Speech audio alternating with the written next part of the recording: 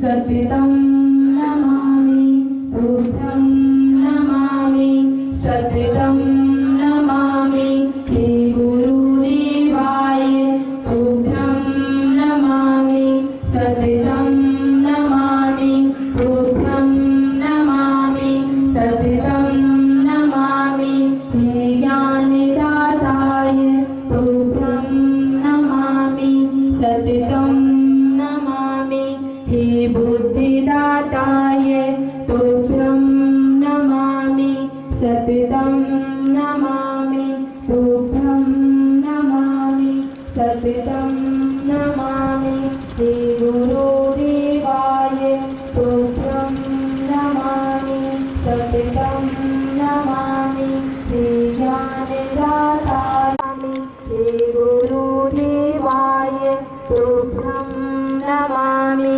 सततं नमामि हे बुद्धिदाता मालिनी तुभ्यं नमामि सततं नमामि हे ज्ञानदाताय तुभ्यं नमामि सततं नमामि महाकालाय तुभ्यं नमामि सततं नमामि हे गुरुदेवाय तुभ्यं नमामि नमामि देवो नमामि गुरुवे नमामि भवानी नमामि माते नमामि रामं नमामि कृष्णं नमामि सीते नमामि राधे हरे सद्गुरुदेव भगवान की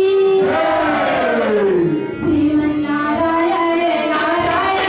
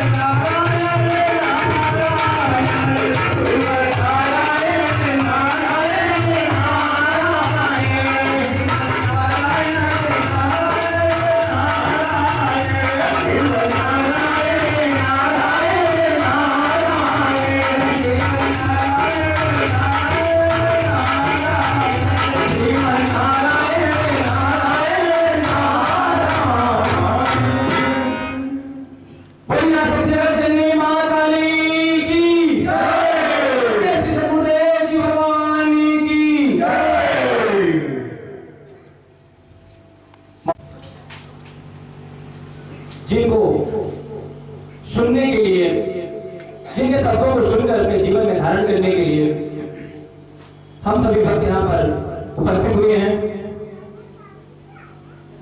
मैं उन सभी भक्तों का स्वागत अभिनंदन करता हूँ। हमारा भवानी परिवार हार्दिक हार्दिक आप सभी को बधाई देता है कि आज इस हाल में जितने भी लोग बैठे हुए हैं कुछ समय अपने आप को यहाँ पर समर्पित करके गुरुदेव जी के शब्दों को पकड़कर सुनकर मनन करने के बाद अपने जीवन में धारण करने का प्रयत्न करेंगे और प्रयास करेंगे। मैं इसी बीच में आप सभी के तालियों के बीच मैं राष्ट्रीय अध्यक्षा गीता जी को बुलाना चाहता हूं, जो हमेशा समर्पित भावना से इस आश्रम को उन्होंने 100% दिए हैं। जितनी भी समय जरूरत हो, किसी भी काम के लिए, किसी भी चीज के लिए पूरा समर्पण उनका रहता है। मैं उन्हें आप सभी के बीच बुलाना चाहता हूं। एक बार जोरदार तालियां होनी चाहिए राष्ट्रीय अध्यक्ष के लिए।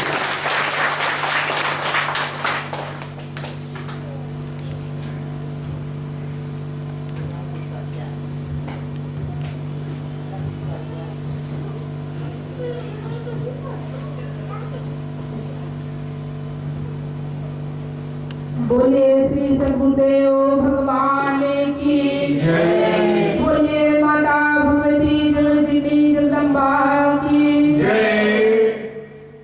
आज इस 13 तारीख के पावन बेला पर मंच पर विराजमान परम पूज्य श्री सद्गुरुदेव के श्री चरणों में कोटि कोटि नमन करती हूँ, वंदन करती हूँ, प्रणाम करती हूँ। कटवारा की भूमि पर विराजमान माता भगवती माँ काली के श्री चरणों में कोटि कोटि नमन करती हूँ, वंदन करती हूँ, प्रणाम करती हूँ। यहाँ पर उपस्थित सभी पदाधिकारियों का, सभी कार्यकर्ताओं का नमन करती हूँ, वंदन करती हूँ। यहाँ पर उपस्थित सभी भाई बहनों का नमन करती हूँ, वंदन करती हूँ। आप सभी से जय भवानी की करती हूँ। मेरे भाई बहनों, आइए आज इस विषय पर चर्चा करते हैं कि सत्संग के बिना जीवन अधूरा है।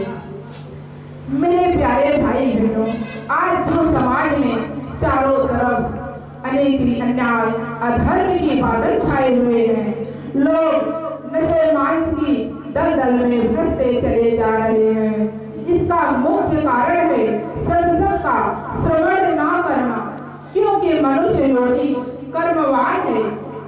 मनुष्य कुछ न कुछ कर्म करने के लिए हर पल वह तैनात रहता है, परंतु जब व्यक्ति को सही दिशा, सही मार्ग नहीं मिलता, कहा जाता है खाली दिमाग शैतान का, तो वह उल्टे सीधे रास्ते में चलने लगता है, गलत कार्यों में लिप्त हो जाता है, नशे की दलदल में फंस जाता है। मेरे भाई बहन, आप लोगों ने अनुभव किया होगा, जिसके पास भी बीड़ी, सिगरेट, गुटखा, शराब, तंबाकू खाने पीने की आदत बनी होगी, वह मित्रों के कारण ही हुई होगी। आज आप सब विचार करिए, जितने भी लोग नशे मांस की दलदल में फंसे हुए हैं, बीड़ी, सिगरेट, शराब में फंसे हुए हैं, गुटखा, तंबाकू में फंसे हुए हैं, इन सब पर विचार करिए, अनुभव करिए और सोचिए अपने पिछले जीवन के बारे में। जब आप लोगों ने शुरू किया होगा, वह दोस्तों के द्वारा ही शुरू किया होगा। आपके दोस्तों के द्वारा बोला जाता है, लीजिए, एक बार लीजिए, बस एक बार लीजिए, एक पैर ले लीजिए। अरे यार, एक बार में आखिर क्या बिगड़ जाएगा। इसी तरह धीरे धीरे हम उसी नशे की दलदल में फंस जाते हैं। जब हम पूरी तरह से सीख लेते हैं, हमारा शरीर उसी तरह से ढल जाता है, तब जाकर हम अपने जेब से पैसा खर्च करके फिर शुरू करते हैं।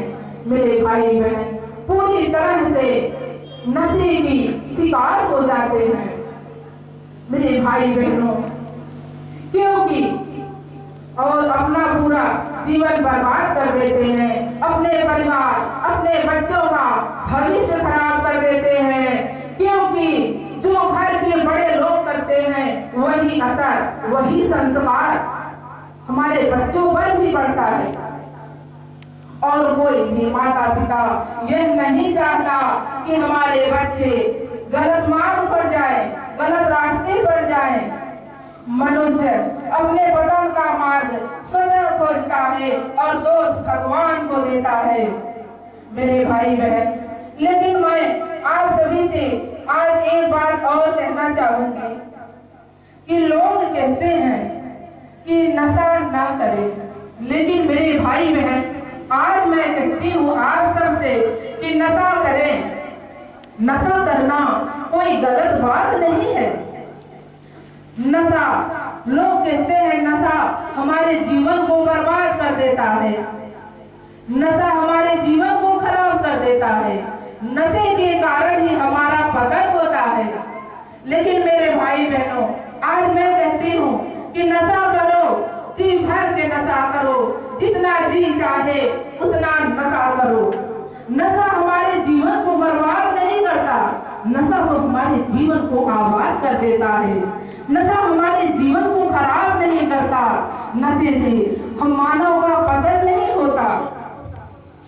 नशा मेरे भाई बहनों, नशा तो हमें महान बना देता है, महापुरुष बना देता है, गौतम बुद्ध महावीर के समान बना देता है, भगवान के समान बना देता है।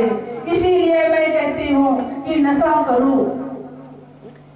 मेरे भाई बहनों, अब आप सबके विचारों में यह भी चल रहा होगा कि मैं ऐसा क्यों बोल रही हूँ। जी हाँ मेरे भाई बहनों, नशा करो, यही सत्य है कि नशा करना गलत बात नहीं है, इसीलिए नशा करना चाहिए।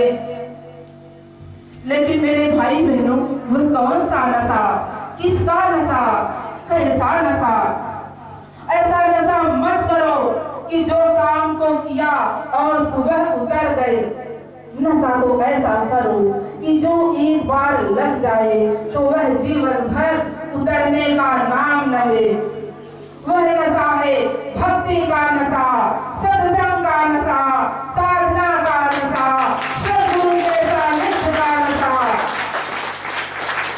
मेरे भाई बहनों, जिसे भक्ति का नशा एक बार लग जाता है तो उसका जीवन आबाद हो जाता है, सफल हो जाता है।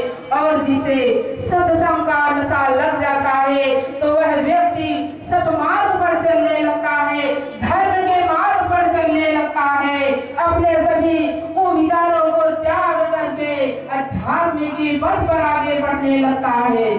और जिसे सद्गुरु के सानिध्य का नशा लग जाता है तो वह व्यक्ति मोक्ष के द्वार तक पहुंच जाता है, आवागमन की बंधनों से मुक्ति प्राप्त कर लेता है, उसका जीवन आनंद से परिपूर्ण हो जाता है। मेरे भाई बहनों, यह सब तभी संभव है जब हम गुरु रूपी बीज मंत्रों को अपने अंदर धारण कर पूर्ण आस्था विश्वास के साथ उन मंत्रों का जाप करेंगे, गुरुदेव की बताए हुए मार्ग पर निरंतर चलते रहेंगे। क्योंकि गुरु ही अध्यात्म के मार्ग का पथ प्रदर्शक है, गुरु ही हमें ईश्वर से, उस परम सत्ता से मिलाने की सामर्थ्य रखते हैं। इस त्रिभुवन में तो क्या समस्त लोगों में कोई ऐसी शक्ति नहीं है जो हमारे इस आत्मा को उस परम सत्ता से एकाकार करा दे। मेरे भाई बहनों, इस धरती पर जिसने भी जन्म लिया है बिना गुरु के इस संसार सागर से पार नहीं हो पाता। मेरे भाई बहनों, इसीलिए कहा गया है, गुरु बिने भवनिधि तरहि न कोई, जो बिरंचि शंकर सम होई। इस धरती पर कोई ब्रह्मा के समान क्यों ना हो, कोई विष्णु के समान क्यों ना हो, कोई शंकर के समान क्यों ना हो, परंतु बिना गुरु के इस संसार सागर से पार नहीं जा सकता। गुरु ही ब्रह्मा है, गुरु ही विष्णु है, गुरु ही महेश है, गुरु ही ब्रह्म स्वरूप है, गुरु ही विष्णु रूप, गुरु ही महादेव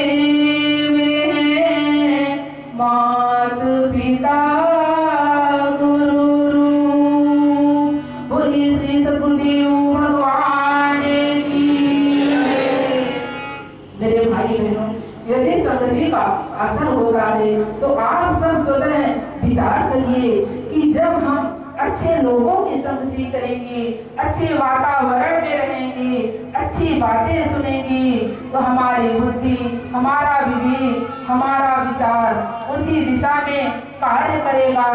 और यदि हमारी संगति धार्मिक लोगों से हो जाती है, सत्संगियों से हो जाती है, तो हम सत्संग का श्रवण करते हुए, सद्गुरु के सानिध्य में रहते हुए अपना मानव जीवन सार्थक बना सकते हैं, सफल बना सकते हैं। बोलिए सद्गुरुदेव भगवान की जय, बोलिए माता भगवती माँ काली की जय, बोलिए साचे दरबार की जय। अब मैं इसी के साथ अपने शब्दों को विराम देते हुए परम पूज्य सद्गुरु भगवान के चरणों में कोटि प्रणाम करती हूँ और आप सभी भाई बहनों से जय भवानी।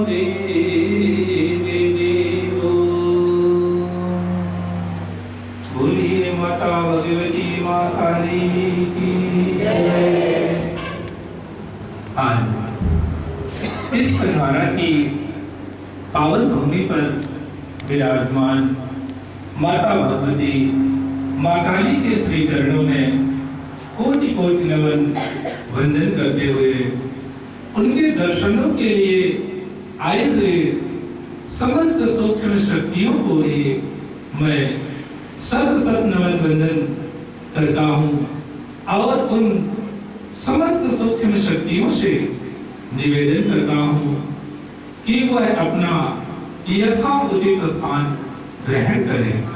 तत्पश्चात इस साधना हाल में उपस्थित सभी भक्तों के हृदय रूपी मंदिर में विराजमान माता भगवती माँ काली की छवि को देखते हुए आप सभी भक्तों का भी स्वागत वंदन करता हूँ।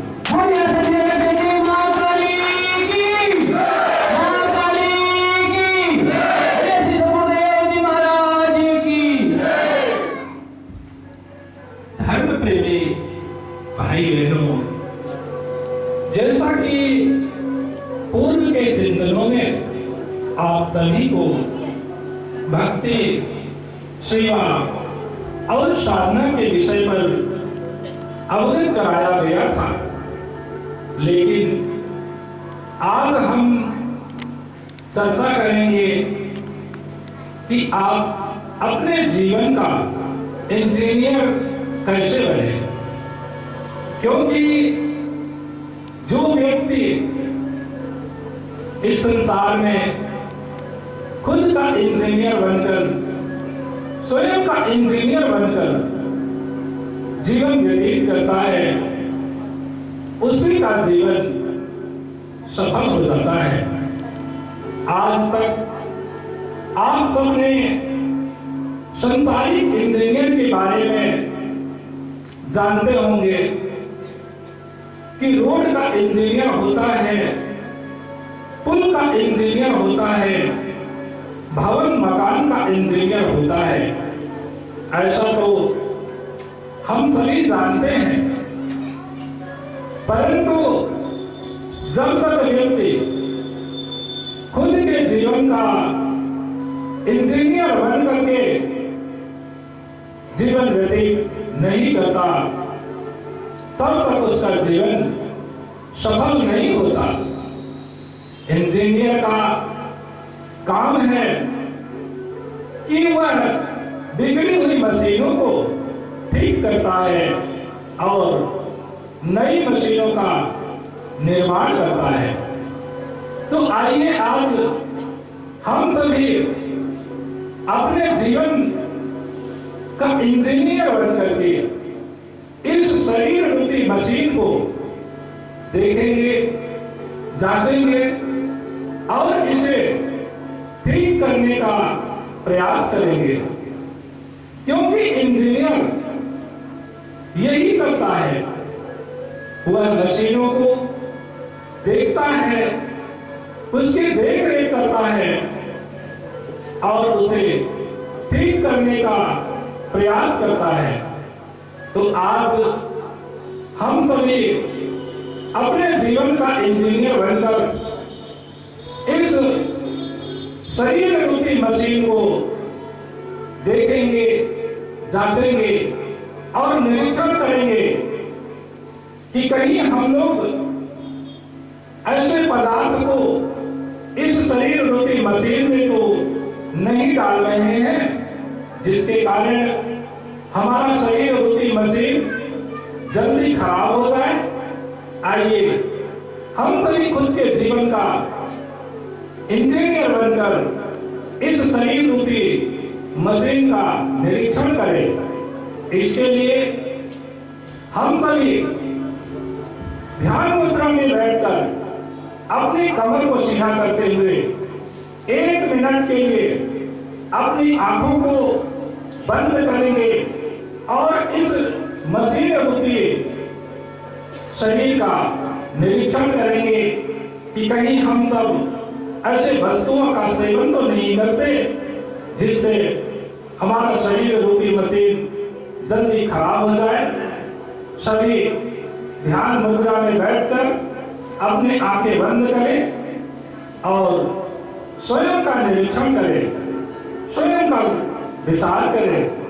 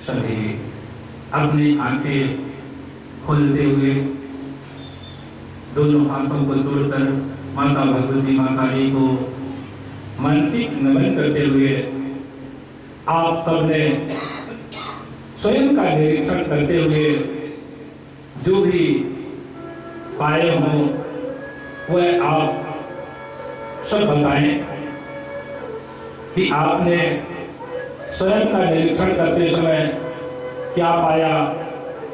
कोई ऐसी वस्तु मिली जिसके सेवन से हमारा शरीर जल्दी खराब हो सकता है, बिगड़ सकता है। बताएंगे कोई कि क्या मिला। कोई ऐसी वस्तुओं का सेवन करते हैं? है कोई?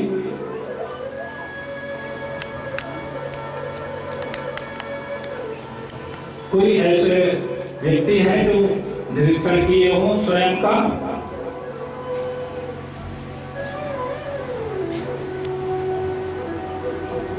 माता जी गुरु जी के चरणों में वंदन करते हुए, माता जी को प्रणाम, गुरु जी को प्रणाम करते हुए, गुरु जी के बताए हुए रास्ते पे ध्यान करते हुए हमें यही मिला कि जब हम नशा करेंगे, दारू गांजा शराब से हमारे कल पुर्जों को खराब कर देंगे, इसलिए नशा को हम बंद करेंगे, बंद करना चाहिए हम सभी भक्तों को।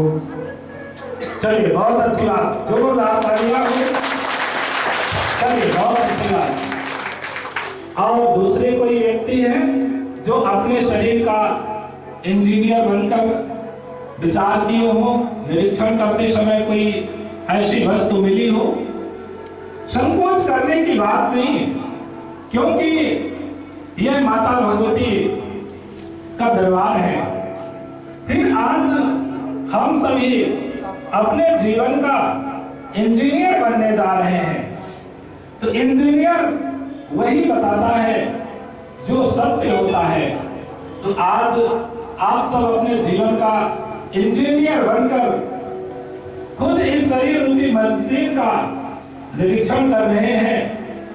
तो बताएं, और कोई व्यक्ति है जो ऐसी नशीली वस्तुओं का सेवन करते हैं? कोई ऐसी नशीली वस्तुओं का सेवन करते हो?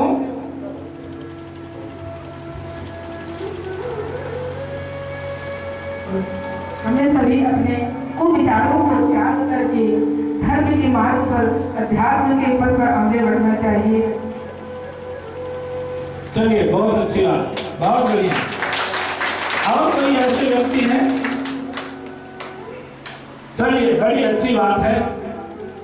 कई लोग ऐसे यहाँ पर बैठे हुए हैं जो नाना प्रकार की नशीली वस्तुओं का सेवन करते हैं। वह संकोच के कारण लोगों के बीच में बता नहीं पा रहे हैं।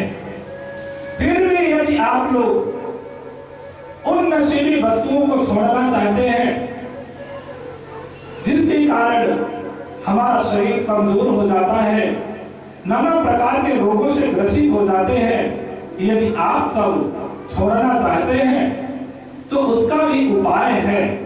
यदि आप लोग जानना चाहें तो बिल्कुल बताएंगे। क्या जानना चाहते हैं वह कौन सा उपाय है जिससे हमारे सभी प्रकार के नशीली वस्तुओं का त्याग हो सकता है? जानना चाहते हैं क्या? चलिए, बड़ी अच्छी बात है। जैसे कोई व्यक्ति गुटखा खाता है, तंबाकू खाता है, और यदि वह छोड़ना चाहता है तो उसके लिए 25 ग्राम अजवाइन लेकर उसी के बराबर दालचीनी दोनों को मिलाकर भून करके उसका पाउडर बनाकर रख ले। फिर जब तंबाकू खाने की इच्छा हो, गुटखा खाने की इच्छा हो, तो उसी अजवाइन चूर्ण को एक चुटकी मुंह में रख ले। ऐसा करने से कुछ ही समय में आपकी तंबाकू खाने की आदत दूर हो जाएगी और आपकी पाचन शक्ति भी बढ़ जाएगी। उसी तरह अगर कोई व्यक्ति शराब पीता है तो उसके लिए 50 ग्राम अजवाइन लेकर लगभग आधा लीटर पानी में उसे डालकर उबालना प्रारंभ करें और उसे तब तक उबालें जब तक वह आधा ना बचे। इसके बाद छान करके रख लें और भोजन करने से पहले उसी अजवाइन पानी को पीना प्रारंभ करें। ऐसा करने से धीरे धीरे आपकी शराब पीने की आदत छूट जाएगी, आपकी पाचन शक्ति बढ़ जाएगी, पेट का डाइजेशन सही हो जाएगा और आपका जीवन सुखी हो जाएगा, आपका परिवार सुखी हो जाएगा। क्योंकि एक महिला के लिए यह बड़े खुशी की बात होती है जब कोई व्यक्ति शराब छोड़ देता है तो उसकी पत्नी, उसके परिवार जितना शराब छोड़ने पर प्रसन्न नहीं होते, उतना गहने जेवर खरीदने पर भी प्रसन्न नहीं होते हैं। मेरे भाई बहन, एक महिला के लिए, एक पत्नी के लिए, एक स्त्री के लिए यह बड़े महत्वपूर्ण की बात होती है कि उसका आदमी पूर्ण नशा मुक्त होकर के जीवन व्यतीत करता है। लेकिन हम लोग अपने जीवन को समझ नहीं पाते और गलत संगति में पड़कर नाना प्रकार की नशीली वस्तुओं का सेवन करने लगते हैं, जिसके कारण हमारा जीवन, हमारा परिवार दुखी हो जाता है और हम शीघ्र ही इस संसार को छोड़ करके चले जाते हैं। अतः आज हम सबको इस कनवारा की पावन भूमि से संकल्प करना चाहिए कि हम जीवन में कभी ऐसी वस्तुओं का सेवन नहीं करेंगे जिससे हमारा जीवन, हमारा परिवार दुखी हो जाए और हम शीघ्र ही इस संसार को छोड़ करके चले जाएं। ऐसा हम सबके अंदर संकल्प होना चाहिए। फिर मेरे भाई बहन, इस जीवन को सफल बनाने के लिए, संसार सागर से पार होने के लिए भक्ति करना परम आवश्यक होता है। जीवन में भक्ति जो कर लेना, सोई नर नाम अमर कर लेना। इस संसार में जो भी व्यक्ति भक्ति कर लेता है वही अपने जीवन को अमर बना लेता है। फिर भक्ति करने के लिए हमें पूर्ण नशे मांस से मुक्त होकर के ही जीवन को व्यतीत करना चाहिए। भक्ति किसकी करना चाहिए और कैसे करना चाहिए, यह पूर्व के चिंतनों में आप सभी को अवगत कराया गया था कि भक्ति हमें उसकी करना चाहिए जो अजन्मा हो, जो स्वतंत्र हो, जिसकी वंदना ब्रह्मा विष्णु महेश जैसे त्रिदेवता भी करते हो। भक्ति हमें उसकी करना चाहिए। तो मेरे भाई बहन, समस्त लोगों में केवल एक ही ऐसी शक्ति है जिसे देवादिदेवों ने भी मां कहकर के पुकारते हैं।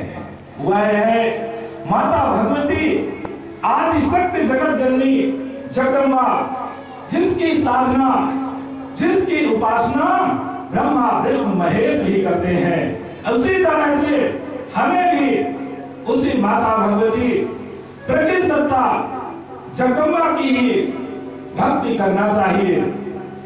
मेरे भाई बहन, संसार सागर से पार होने के लिए हमें माता भगवती जगदम्बा को ही पुकारना चाहिए। उन्हीं की आराधना, उन्हीं की साधना करने की परम आवश्यकता होती है, क्योंकि हर काल में, हर युग में जब भक्तों पर अत्याचार होता है, देवताओं पर अत्याचार होता है, तो वही माता भगवती प्रकृति सत्ता अनेकों स्वरूपों को धारण करके भक्तों की रक्षा करती थी। मेरे भाई बहन, इस संसार में माता भगवती आदिशक्ति ने भक्तों की रक्षा करने के लिए जितने भी स्वरूपों को धारण किया था, उन समस्त स्वरूपों में सबसे ज्यादा तेजवान, सबसे ज्यादा ऊर्जावान और सबसे जल्दी प्रसन्न होने वाले अगर इस धरती पर कोई स्वरूप है तो वह है माता भगवती, मां काली का स्वरूप, जिसे 10 महाविद्याओं में सबसे सबसे पहला स्थान दिया गया है। बोलिए सच्चे जय मां काली की जय, मां काली की जय। 10 महाविद्या क्या है? महाविद्या का अर्थ है महान विद्या, जो 10 मानी गई है, जिसमें माता भगवती, मां काली का नाम पहले स्थान पर है। फिर दूसरे स्थान पर तारका, तीसरे स्थान पर त्रिपुर भैरवी का, चौथे स्थान पर भुवनेश्वरी का, पांचवें स्थान पर भैरवी का, छठवें स्थान पर धूमावती, सातवें स्थान पर छिन्नमस्ता, 8वें स्थान पर बगलामुखी, 9वें स्थान पर मातंगी और 10वें स्थान पर माता कमला का नाम आता है। इस तरह से हमारे धर्म ग्रंथों में 10 महाविद्या बताई गई है, लेकिन इन 10 महाविद्याओं में से माता भगवती, मां काली का नाम पहले स्थान पर आता है। अर्थात शक्तियों में सर्वश्रेष्ठ मानी जाती हैं। माता भगवती, मां काली से बढ़कर संसार में और कोई स्वरूप नहीं है। आज एक बात और कहना चाहता हूं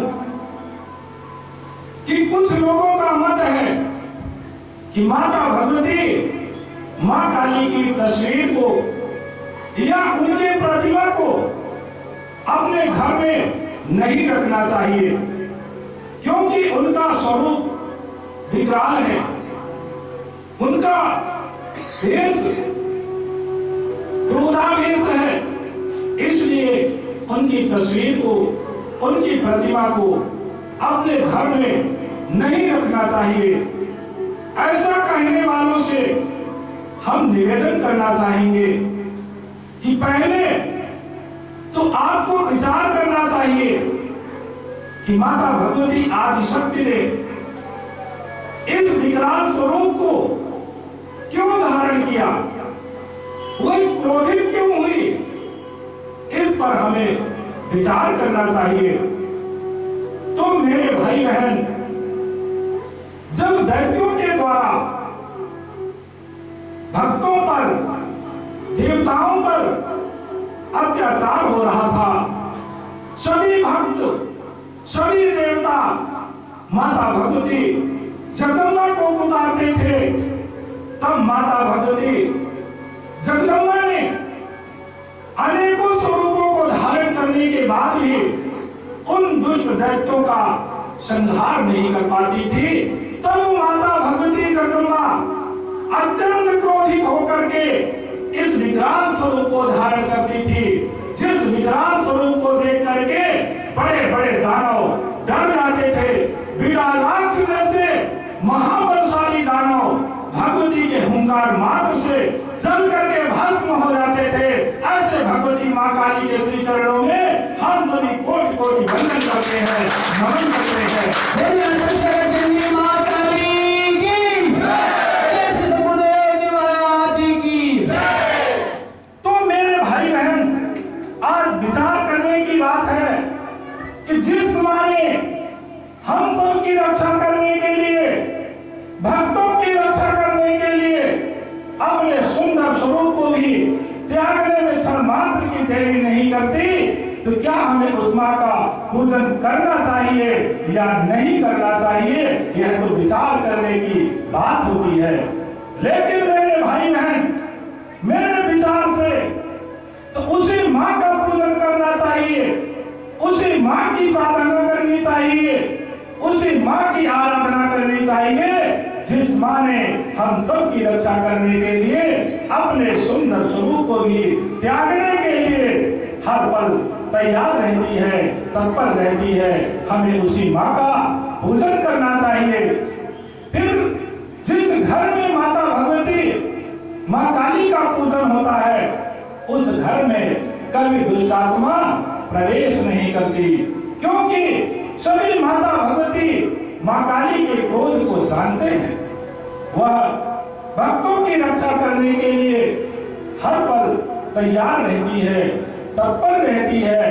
इसलिए हम सबको माता भगवती मां काली का ही पूजन करना चाहिए, जिसके चरणों में ब्रह्मा विष्णु महेश जैसे देवता हाथ जोड़ करके खड़े रहते हैं।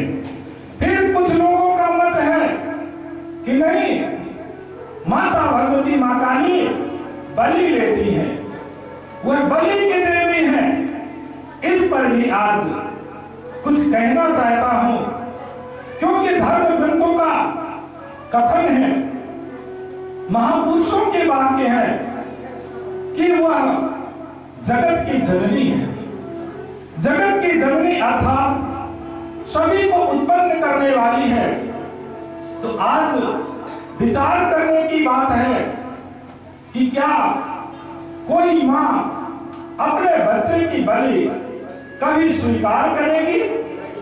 नहीं, कभी कोई मां अपने बच्चे की बलि स्वीकार नहीं कर सकती। इसलिए यह अंधविश्वास है, या तो अज्ञानतावश यह प्रथा चल पड़ी थी। कोई देवी या देवता बलि नहीं लेता। फिर भी अगर लोगों का कथन है कि नहीं, कोई देवी या देवता बलि लेता है, तो उससे कहना कि चलो हम मान लेते हैं कि कोई देवी या देवता बलि लेता है, और वह जो कहे वह जीव या जानवर खरीद करके ला लीजिए। इसके बाद उस व्यक्ति से बोलिए कि कहां पर बलि देना है, चबूतरे में या देवालय में ले जाकर खड़ा कर दीजिएगा, और उस देवी और देवता से निवेदन करिए कि हे महाराज, हमने आपके लिए बलि ला करके खड़ा कर दिया है, अब आप कृपा करें और इस बलि को स्वीकार करें। यदि ऐसा करने से वह जीव गिर करके मर जाता है, तो समझ लेना कि कोई देवी या देवता बलि लेता है, और यदि वह जीव नहीं गिर कर मरता तो समझ लेना कि खाने पीने के चक्कर में लोगों का काम है, कोई देवी या देवता बलि नहीं लेता। अरे विचार करिए, विचार करिए कि यहाँ पर यदि गंदगी होती, दुर्गंध होती, तो आप लोग कितने मिनट बैठते यहाँ? शायद 1 मिनट भी ना बैठते, आते और चले जाते। तो जब मानव की बनाई हुई गंदगी तो अक्सर मानव ही करता है, गंदगी तो अक्सर मानव ही फैलाता है। तो जब मानव की बनाई हुई गंदगी मानव खुद बैठने के लिए तैयार नहीं है, तो वह प्रकृति सत्ता जो स्वच्छ शुद्ध वातावरण में रहती है, वह उस जगह पर कैसे आएगी जहां पर न से मांस का सेवन किया जा रहा हो, खून की नदियां बह रही हो, जहां पर मक्खियां बिनक रही हो, वहां कोई देवी या देवता कैसे आएगा? यह तो विचार करने की बात होती है। मेरे भाई बहन, मेरे विचार से उस जगह पर, उस स्थान पर जहां पर खून की धारा बहती हो, जहां मक्खियां भिनक रही हो, जहां पर नशे मांस का सेवन किया जा रहा हो, उस स्थान पर, उस जगह पर कोई देवी या देवता का आगमन नहीं हो सकता। निश्चित है वहां तो निश्चलों का, दैत्यों का, दानवों का ही आगमन हो सकता है। इसलिए इस बलि प्रथा से, जीवों की हत्या से बचने का प्रयास करें। कोई देवी या देवता बलि नहीं लेता। फिर कुछ लोगों का मत है कि नहीं, माता भगवती मां काली का निवास तो शमशान में होता है। आज इस बात को भी खोल करके रख देना चाहता हूँ, इस बात से भी पर्दा हटा देना चाहता हूँ कि लोगों का मत है कि माता भगवती माँ काली का निवास शमशान में होता है और वह सबकी सवारी करती हैं। यह बात तो सत्य है कि माता भगवती माँ काली का निवास शमशान में होता है और वह सबकी सवारी करती है। यह बात तो सत्य है, परंतु विचार करने की जरूरत है कि शमशान किसे कहा जाता है और सब किसे कहा जाता है। इसे हमें समझने की आवश्यकता है कि माता भगवती माँ काली को शमशान वासिनी क्यों कहा गया है। तो इस संसार में संसारिक शब्दों में शमशान तो उसे कहा जाता है जहां पर मुर्दे को जलाया या दफनाया जाता है। जब यह शरीर से आत्मा निकल जाती है तो ऐसे शरीर को जहां पर दफनाया या जलाया जाता है उसे शमशान कहा जाता है। लेकिन माता भगवती माँ काली को शमशान वासिनी कहने का क्या अर्थ है।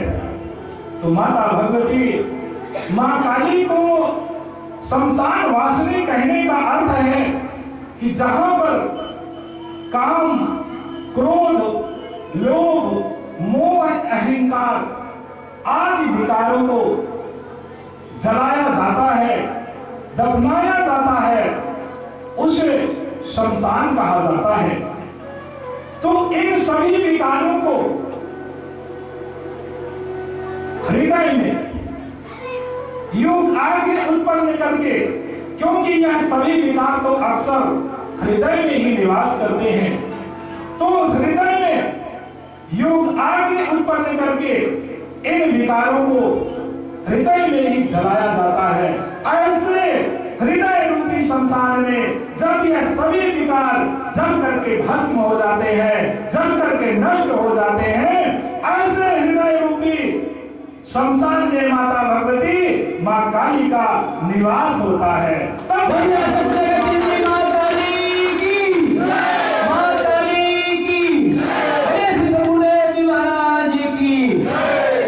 ऐसे हृदय रूपी शमशान में माता भगवती माँ काली निवास करती है। उसी तरह से सबका अर्थ यही है। वैसे तो संसारिक शब्दों में सब उसे कहा जाता है जब ये जीवात्मा इस शरीर को छोड़ करके चली जाती है, तब इस शरीर को सब कहा जाता है। लेकिन माता भगवती माँ काली सबकी सवारी करती है। इसका क्या अर्थ है? तो इसका अर्थ है कि जब कोई व्यक्ति साधक बन करके ध्यान की गहराइयों में डूब जाता है, तब वह सब की तरह हो जाता है। जैसे सब यथावत पड़ा रहता है, ना उसका हाथ चलता है, ना उसका पैर चलता है, ना आंखें झपकती है। उसी तरह से जब कोई व्यक्ति साधक बन करके ध्यान की गहराइयों में डूब जाता है, तो उसका ना हाथ चलता है, ना पैर चलता है, ना पलकें झपकती हैं, वह यथा स्थिर हो जाता है। ऐसे सर्वरूपी साधक पर माता भगवती माँ काली की सवारी होती है। तब माता भगवती सवार हो जाती है। सवारी का अर्थ ये ना समझ लेना कि नहीं नहीं वो झूमने झामने वाली सवारी होती है, वो सवारी नहीं है। सवारी का अर्थ है कि माता भगवती माँ काली की कृपा हर पल बरसती रहती है। माता भगवती माँ काली उस व्यक्ति के साथ सर्वदा रहने लगती है। यही सवारी का अर्थ होता है, क्योंकि उनसे बढ़कर इस संसार में कोई शक्ति नहीं होती है। माता भगवती माँ काली के सामने, तो ब्रह्मा विष्णु महेश भी हाथ जोड़ करके खड़े रहते हैं। माता भगवती माँ काली का स्वरूप जो है वह भक्तों के लिए बड़ी दयालु है और बड़ी जल्दी प्रसन्न हो जाती है।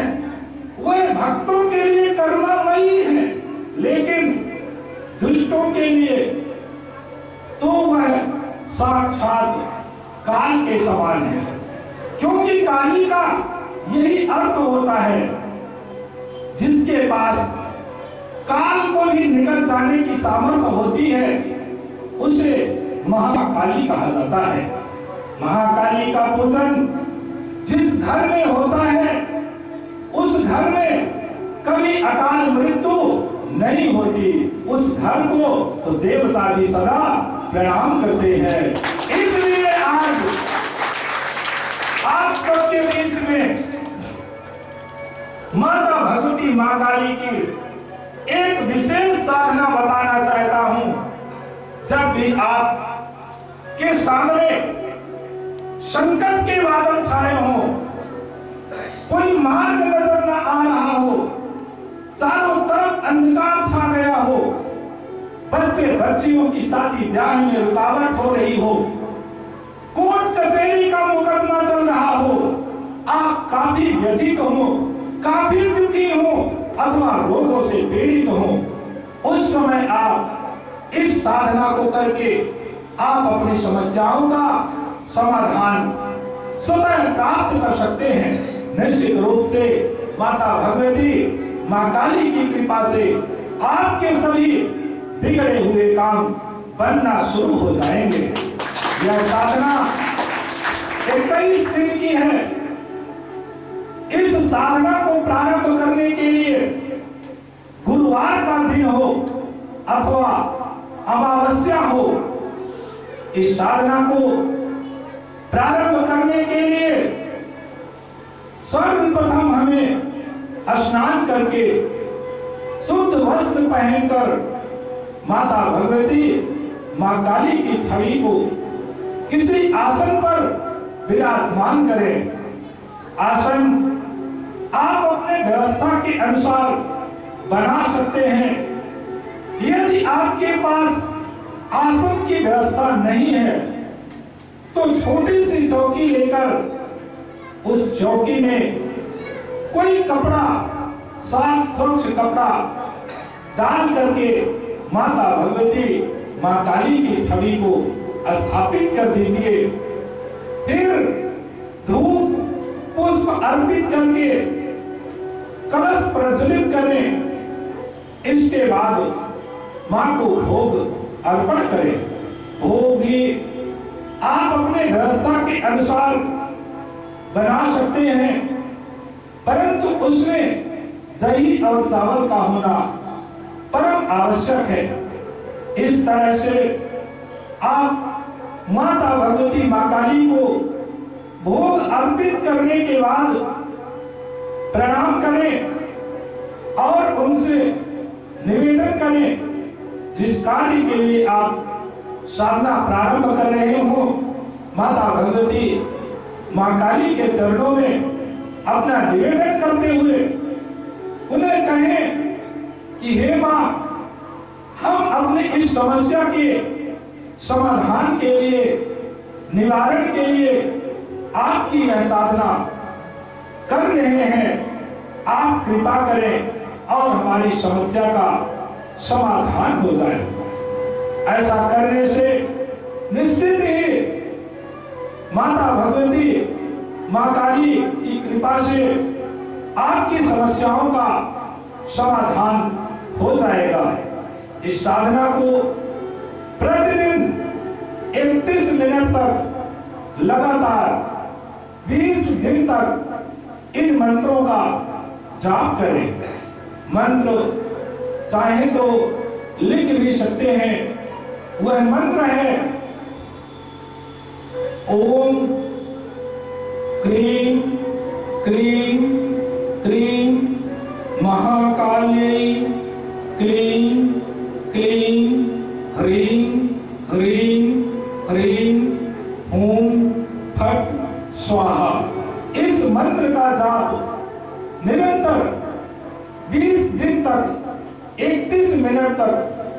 दिन करें और 21वें दिन इस मंत्र का जाप 31 मिनट तक करने के बाद फिर 31 मिनट तक इसी मंत्र से हवन करें। हवन सामग्री विशेष होनी चाहिए। हवन सामग्री चाहेंगे तो यहाँ उपलब्ध करा दी जाएगी, अथवा जब भी कोई व्यक्ति करना चाहे तो पूरी हवन सामग्री की लिस्ट दे दी जाएगी। बाजार से आप खरीद करके इस साधना को करके आप अपनी समस्याओं का स्वतः समाधान प्राप्त कर सकते हैं।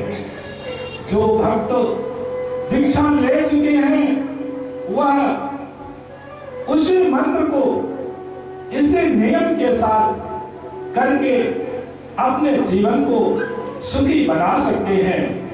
निश्चित है माता भगवती मां काली की कृपा से आपकी सभी प्रकार की समस्याओं का समाधान अवश्य हो जाएगा और आपका जीवन भी सुखी हो जाएगा। अतः हमें पूर्ण श्रद्धा, विश्वास और समर्पण के साथ माता भगवती मां काली का पूजन करना चाहिए। पूजन तो हमें केवल संसारिक सुखों के लिए ही नहीं करना चाहिए। पूजन तो हमें आत्म कल्याण के लिए, जीवात्मा के कल्याण के लिए, संसार सागर से पार होने के लिए करना चाहिए। बोलिए सत्यवती मां काली देव जी महाराज की। यदि हम ऐसे भाव को लेकर के माता भगवती मां काली का पूजन करते हैं तो संसारिक सुख तो हमें अवश्य मिलेगा। क्योंकि जिस प्रकार आप कोई पेड़ लगाते हैं और समय समय पर खाद और पानी देते रहते हैं तो फल आपको अवश्य प्राप्त होता है। उसी तरह से पूर्ण श्रद्धा, विश्वास और समर्पण के साथ यदि पूजन करते हैं तो निश्चित तौर से आपका जीवन सुखी हो जाएगा और आप संसार सागर से पार हो जाएंगे। मेरे भाई बहन, अध्यात्म के बिना यह मानव जीवन अधूरा माना जाता है। इसीलिए धर्म ग्रंथों का कथन है, महापुरुषों की वाक्य है कि मनुष्य का 2 बार जन्म होता है। एक बार मां के गर्भ से मनुष्य का जन्म होता है तो दूसरी बार गुरु के ज्ञान से जन्म होता है। लेकिन जो जन्म मां के गर्भ से होता है वह जन्म बंधनों का कारण होता है। जैसे माता पिता से जन्म होता है, माता पिता पाल पोस करके हमें खुद के पैरों पर चलने के योग्य बना देते हैं। लेकिन जब हम खुद के पैरों पर चलने लगते हैं, युवा हो जाते हैं, तो स्वयं का ज्ञान न होने के कारण हम नाना प्रकार के विकारों से लिप्त हो करके अपने जीवन को व्यर्थ में व्यतीत कर देते हैं।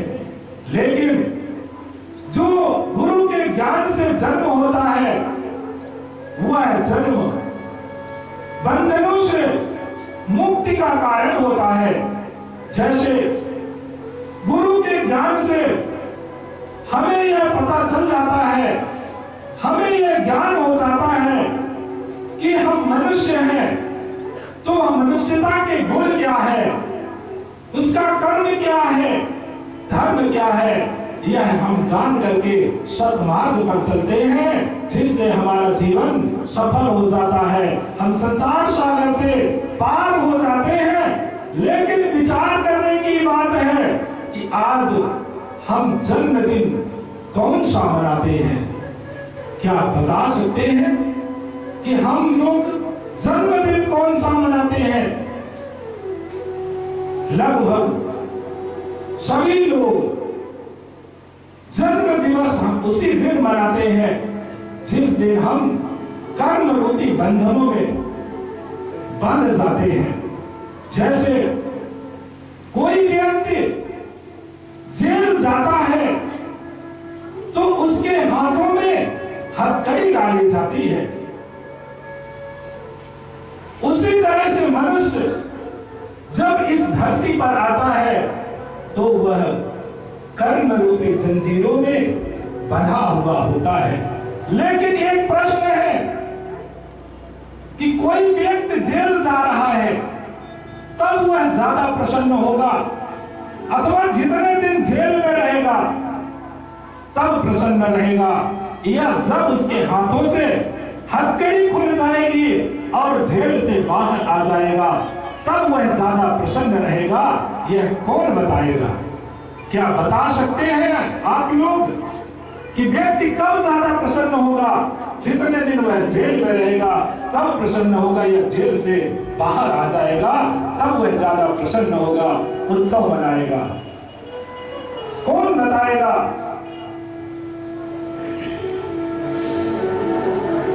कोई बताएंगे कि व्यक्ति कब प्रसन्न होगा? जब वह जेल से बाहर आएगा तब प्रसन्न होगा, कि जब उसके हाथों में हथकड़ी लग करके जेल जाएगा तब प्रसन्न होगा? आप बोलिए। जेल में रहकर वो बंधनों में बंधा रहेगा, अपने मर्जी से कोई काम नहीं कर पाएगा। जैसे ही जेल के बाहर आएगा, स्वतंत्र हो जाएगा, वो खुशहाली मना सकता है। बिल्कुल, बहुत सही बात, बहुत सही कहा आपने। निश्चित रूप से मनुष्य जब जेल से बाहर आएगा तभी वह खुशियां मनाएगा, उत्सव मनाएगा। उसी तरह से मनुष्य को भी उस दिन जन्मोत्सव मनाना चाहिए जिस दिन वह गुरु के ज्ञान रूपी तलवार से, गुरु के ज्ञान रूपी चाबी से कर्म रूपी बेड़ी को खोल करके वह स्वतंत्र हो जाए, आजाद हो जाए। उस दिन हम सबको जन्मदिन मनाना चाहिए। लेकिन आज हम लोग जन्मदिन कब मनाते हैं? जब हम कर्म रूपी बंधनों में बंध जाते हैं। इसलिए हम सबको जन्मदिन उस दिन मनाना चाहिए जिस दिन हम गुरु के ज्ञान रूपी चाबी से कर्म रूपी जंजीर को खोल करके, कर्म रूपी हथकड़ी को खोल करके स्वतंत्र होने की राह पर चल पड़े, सद्मार्ग की राह पर चल पड़े, जिससे हमें संसार रूपी जेल से आजाद हो जाए, संसार रूपी कैद से मुक्ति मिल जाए। उस दिन हम सबको जन्म दिवस मनाना चाहिए। बोलिए आसक्त जगत जननी महाकाली की महाकाली की।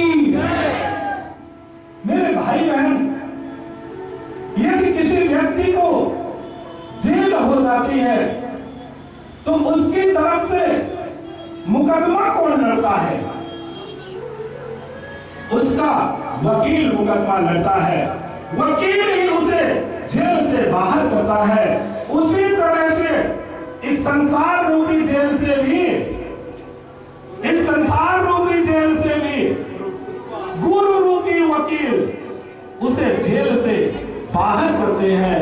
इसीलिए गुरु को शास्त्रों में वकील कहा गया है कि गुरु रूपी वकील करके हम सभी इस संसार सागर से पार हो सकते हैं। तो इसलिए कहा गया है। आइए हम सभी इस भजन के माध्यम से सुनने का प्रयास करते हैं।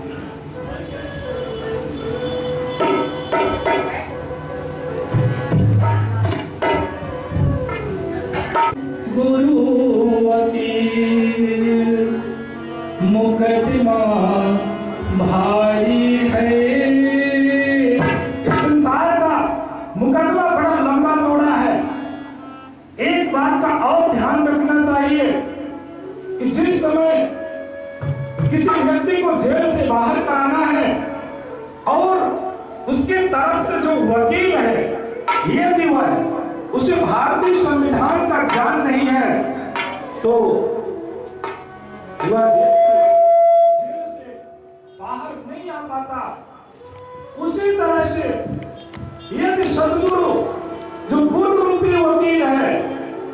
शास्त्रों का ज्ञान नहीं है,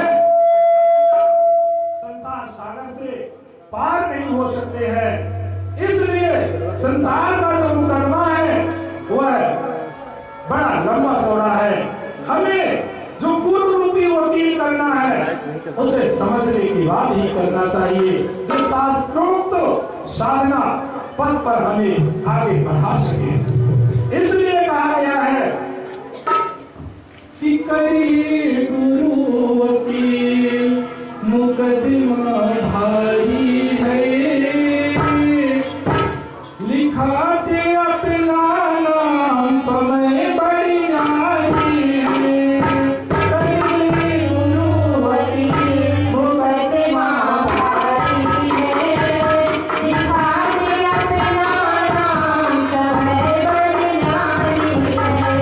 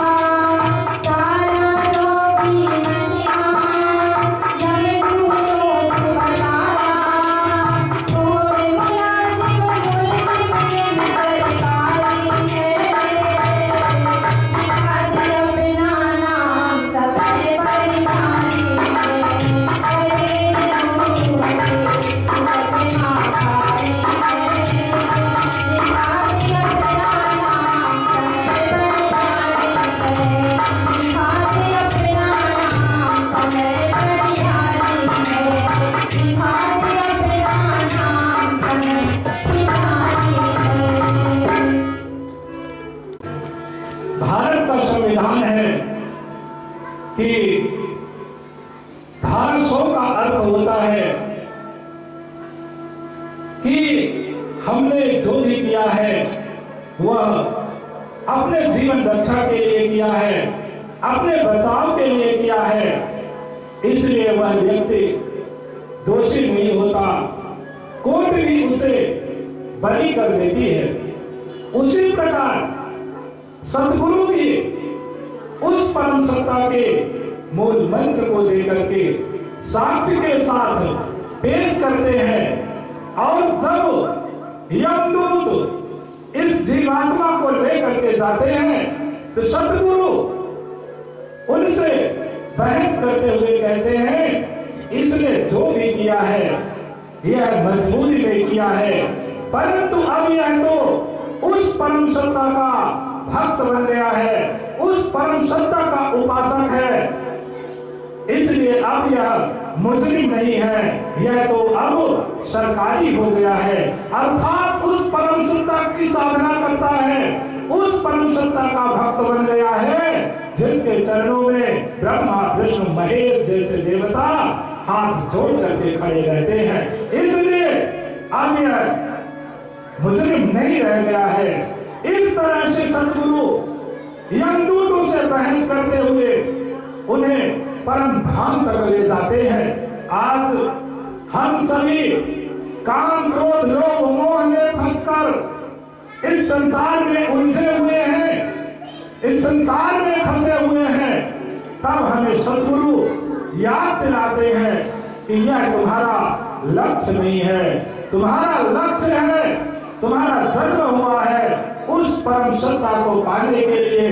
अतः हे मानव, तू अपने आप को जान, स्वयं को पहचान, खुद की खोज कर और अपने जीवन को सफल बना ले, नहीं तो तुम्हारे हाथ से तुम्हारा समय निकलता जा रहा है, तुम्हें बुढ़ापा कसने वाला है, फिर तुम कुछ नहीं कर पाओगे। इसलिए उठो, जागो और अपने लक्ष्य को पाने के लिए आगे बढ़ो। हम सबका समय हमसे हाथ से निकलता जा रहा है। जो समय शेष बचा हुआ है, तो इस संसार रूपी जेल से आजाद होने के लिए हमें किसी सच्चे सद्गुरु की शरण को ग्रहण करके संसार सागर से पार होने का उपाय करना चाहिए, प्रयास करना चाहिए, जिससे हम सबका मानव जीवन सफल हो सके। आइए इसी शब्दों के साथ हम आज के सत्संग को समाप्त करते हुए कुछ आगे का क्रम है जो किया जाए। हम सबका मार्गदर्शन करें। आइए अब हम सभी उस साधना की ओर अग्रसर हो आगे बढ़े, जिस साधना को सभी देव करके महान बन गए हैं। आइए हम सभी उस साधना को करने के लिए अग्रसर हो, जिससे हमारी समस्याओं का समाधान हो सके और हम सभी इस संसार सागर से पार हो सके, जन्म और मृत्यु के बंधनों से मुक्ति प्राप्त कर सके। आइए हम सभी माता भवानी के जयकारे के साथ इस साधना क्रम में प्रवेश करें। बोलिए माता भगवती माँ काली की। सभी अपनी कमर को सीधा करते हुए ध्यान मुद्रा में बैठकर आंखों को बंद करते हुए माता भगवती माँ काली का ध्यान करें और अपनी समस्याओं को याद करें, स्मरण करें, माता भगवती माँ काली के चरणों में समर्पित करने का प्रयास करें। ऐसा करते हुए सभी 2 मिनट के लिए ओम का मानसिक उच्चारण करेंगे।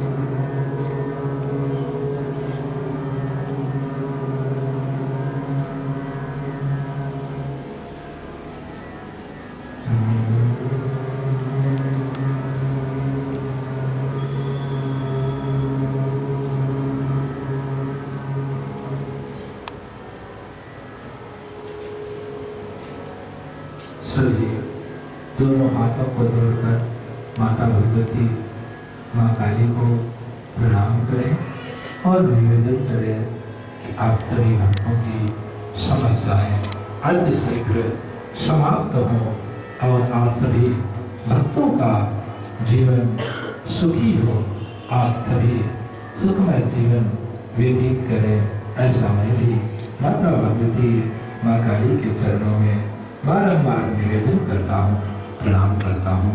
आप सभी पुनः कमर को सीधा करते हुए जिन भक्तों के पास दीक्षा में प्राप्त मंत्र है वह उसी मंत्र का मानसिक जाप करेंगे, और जिनके पास नहीं है वह ओम शब्द का ही मानसिक जाप करेंगे। आज हमारी चेतना करेंगे इस साधना हाल में विचरण करेंगी। आप उन साधना तरंगों को पकड़ने का प्रयास करेंगे, स्पर्श करने की कोशिश करेंगे, जिससे आपके अंदर भी चेतनात्मक सामर्थ्य उत्पन्न हो सके और आपकी सभी प्रकार की समस्याओं का समाधान हो सके, आपका जीवन सुखी हो सके।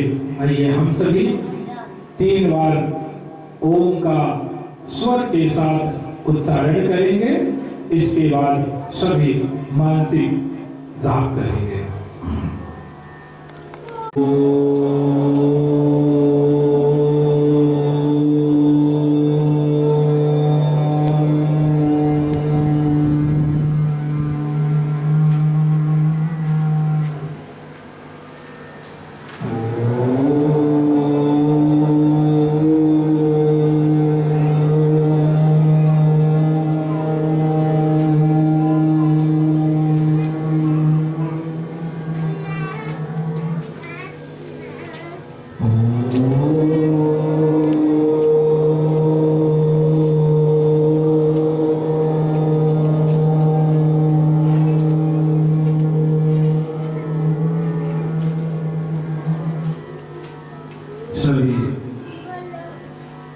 दीक्षा मंत्रों का या ओम का मानसिक उच्चारण प्रारंभ करें।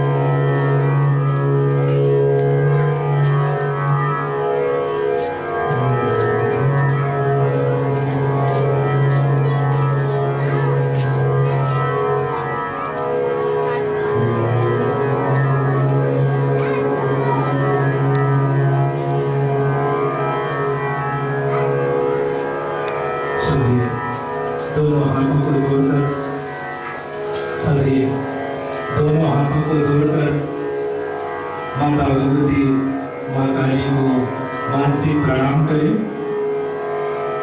अब दोनों हाथों की हथेलियों को रगड़ना प्रारंभ करें।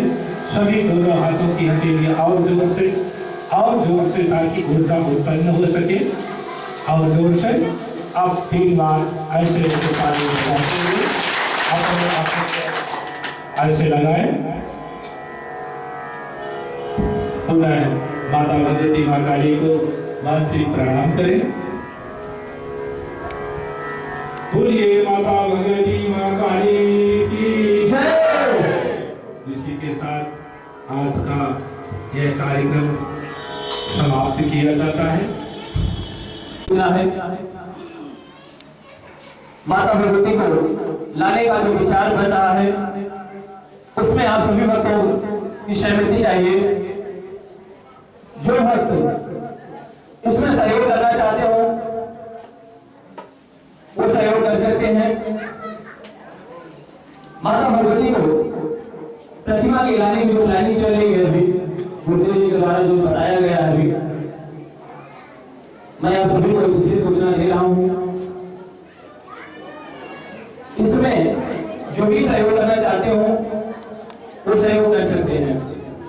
सभी भक्त माई से प्रणाम करते आए और प्रणाम करने के बाद सभी भक्त बाहर निकलते जाएंगे। जो भक्त गुरुदेव जी से मिलना चाहते हो दोबारा और प्रणाम करने के बाद पीछे से जो लाइन बनती है वो लाइन सभी भक्त बना लेंगे। जो दोबारा मिलना चाहते हो किसी समस्या को लेकर वो भक्त प्रणाम करने के बाद जो पीछे से लाइन बनती है वो लाइन अभी बना लेंगे।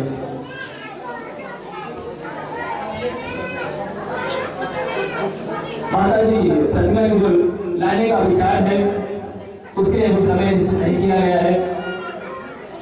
उसमें आप सभी भक्तों की सहमति और सहभागिता चाहिए। जो भक्त